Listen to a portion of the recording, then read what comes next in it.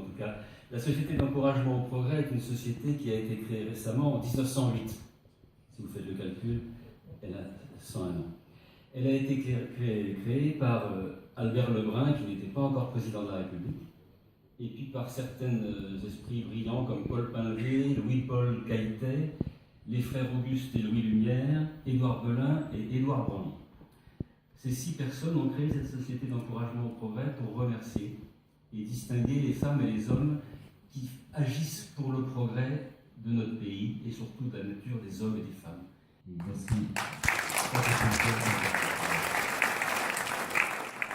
Alors, j'appelle quelqu'un qui n'est pas là. J'appelle Gilles Vidal, qui devait être là et qui a eu des empêchements. Je crois que son père est là. Vous êtes là, monsieur. Alors, écoutez, prenez-le comme si c'était à vous que je m'adressais, mais c'est pour votre fils quand même. Gilles Vidal est né à Aurillac. Et vous pouvez me reprendre si je fais des erreurs. Il a effectué ses études à l'Art Center College of Design à Vevey en Suisse.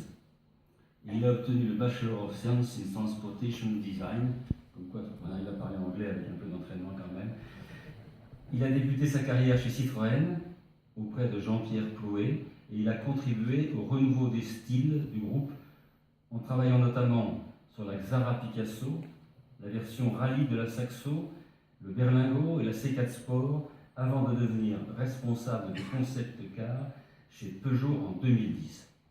Peugeot dévoile alors le concept car SR1 qui donne l'orientation du style pour le futur, et on est tous admiratifs de cette transformation d'une société ancienne qui a fait un produit totalement up-to-date, comme on dit chez nous. Depuis 2010, il est directeur du design Peugeot chez PSA Peugeot Citroën, à la tête d'une équipe de 170 personnes que vous avez rencontrées donc la semaine dernière, dédiée au design.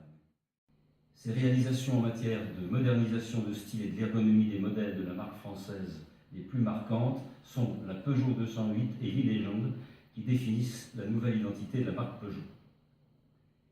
Gilles Vidal s'intéresse à la peinture, à la photographie. Il a développé la cellule Peugeot Design Lab, inaugurée en juin 2012, et dont l'objectif est de concevoir des produits, des services et des expériences dans tous les secteurs d'activité. Il a obtenu en 2012 et 2013 le Grand Prix du plus beau concept car pour la HX1 et l'Onyx au Festival Automobile International. Et pour ses très nombreuses réalisations remarquables et sa contribution très élevée au progrès, la Société d'encouragement au progrès le félicite et a le grand plaisir de lui remettre ou de lui remettre un peu plus tard une médaille d'or. Donc pour comprendre qui est Gilles Vidal, je vous propose d'avoir un extrait. Bonjour à tous, nous sommes en direct du centre de design Peugeot PSA. PSA à Vélizy-Villacoublay, en présence de Gilles Vidal, designer, directeur du design, où on a la chance d'avoir été accueillis très gentiment et vraiment on vous remercie vraiment de cet accueil. On a découvert des choses qui, voilà, un peu les coulisses de ce qui peut se passer quand vous travaillez 3-4 heures avant et quand nous on va chercher la voiture chez le concessionnaire.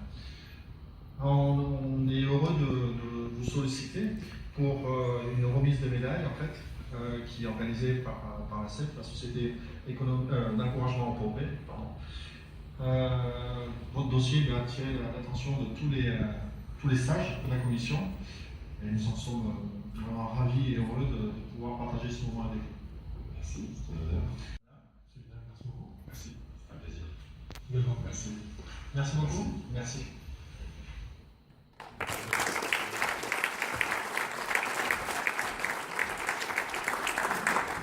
L'échange était véritablement un très bel échange, teinté de beaucoup d'humilité, teinté de cœur et de vision. Et voilà, l'idée de la CPME, c'était aussi de partager cette vision commune, de dire que le Cantal peut aussi participer à cette vision-là. Voilà. Monsieur le Président, peut-être pourriez-vous nommer le deuxième récipiendaire. Alors je vais appeler à mes côtés parce qu'il est là, Christian Vabray. Christian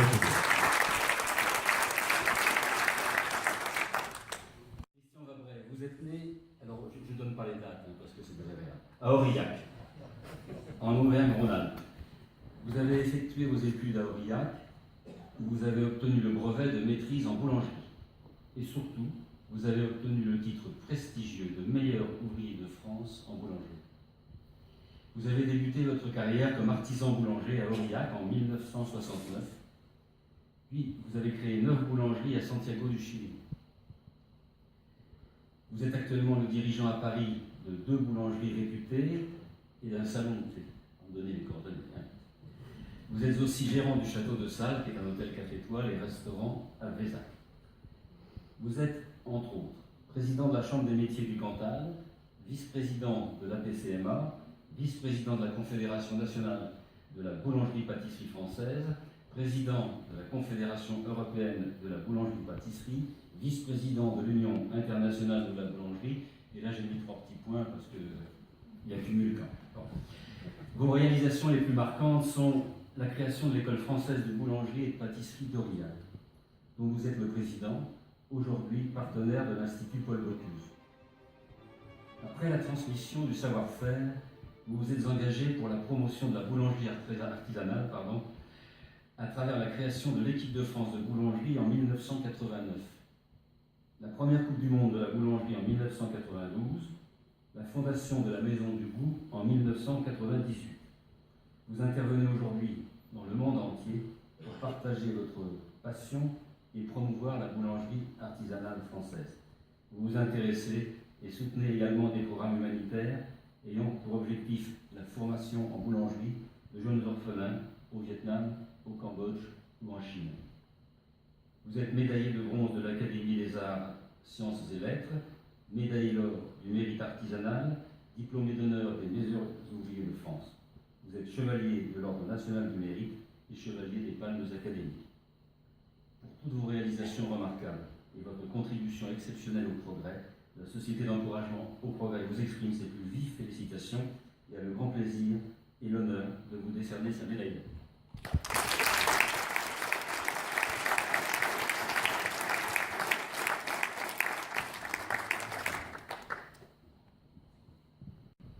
Alors, bonsoir à tous et à toutes.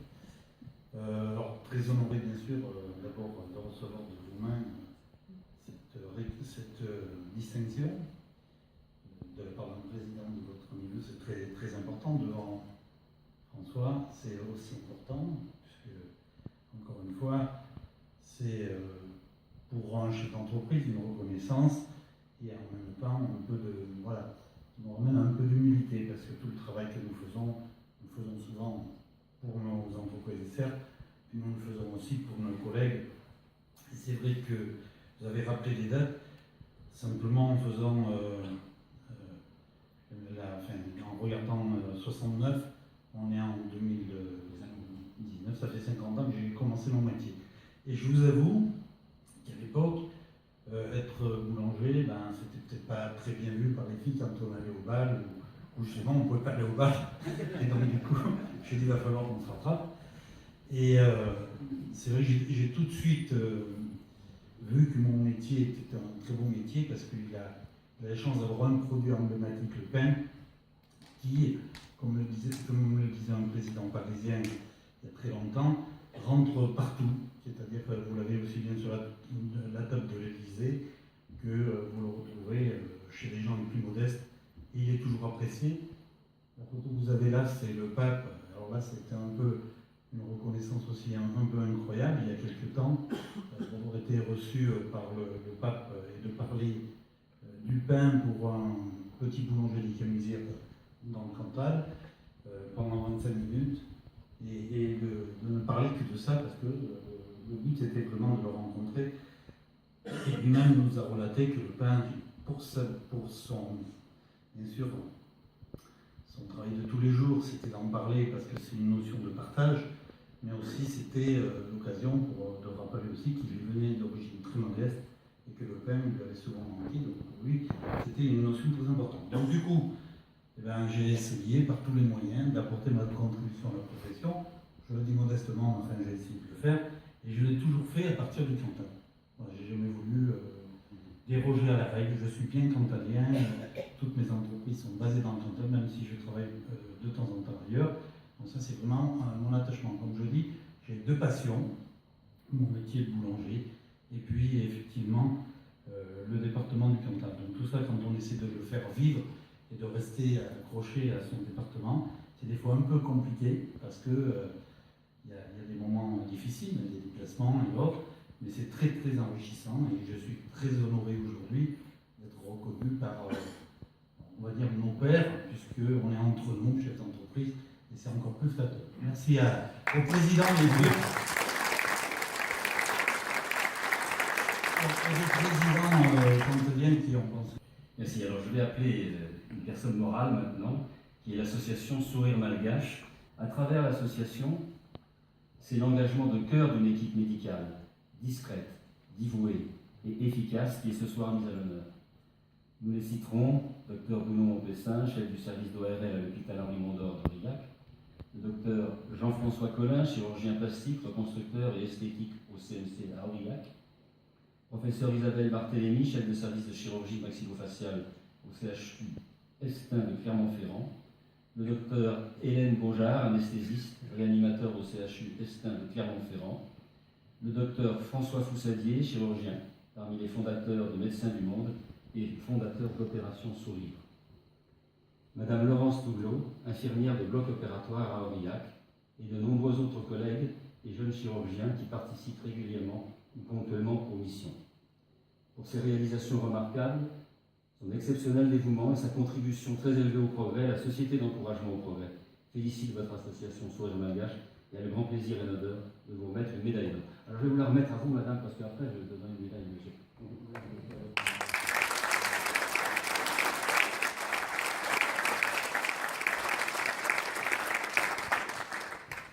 Pour vos nombreuses réalisations, avec un dévouement remarquable et votre contribution très élevée au progrès, la Société d'encouragement au progrès vous félicite chaleureusement et a le grand plaisir de vous décerner sa médaille d'or.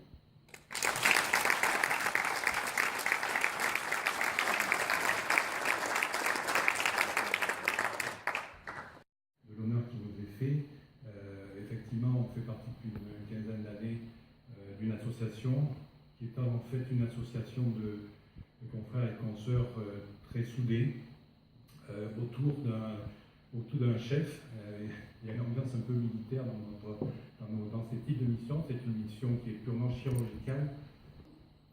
Et je voulais effectivement dire que cette mission a été mise au point par Jean-François Collin, chirurgien plasticien aurillacois de cœur et d'adoption, et avec ses collègues, le professeur Barthélémy, qui est une éminente spécialiste de la maxillofaciale à Clermont-Ferrand et au niveau national. Donc si vous voulez, vous avez une équipe qui est très volontaire, très soudée, et avec effectivement un régime avec Laurence Touglot qui nous accompagne depuis 15 ans et qui était infirmière bloc au CMC. Elle a un travail très difficile parce que dans les moyens qui ne sont pas faciles. Je voulais dire que l'esprit, et c'est un peu l'esprit de Médecins du Monde, est un petit peu particulier dans le monde de l'humanitaire, et notamment en chirurgie. Médecins du Monde, comme Médecins sans frontières, toutes les ONG, n'ont pas l'habitude de faire de la chirurgie. Ils ont un gros sponsor qui nous permet de maintenir cette mission. Et c'est une mission qui se fait dans un esprit d'accompagnement de la population, surtout dans un esprit d'accompagnement de l'équipe médicale sur place de Madagascar, avec le docteur Niveau, qu'on connaît depuis plus de 15 ans, qui organise toute la mission. Si vous voulez, il y a une structure locale, une collaboration locale qui serait impossible de faire ce type de chirurgie sans leur participation. Nous sommes d'ailleurs pendant leur mission membres du Conseil de l'ordre malgache, donc tout à fait intégrés au milieu médical malgache.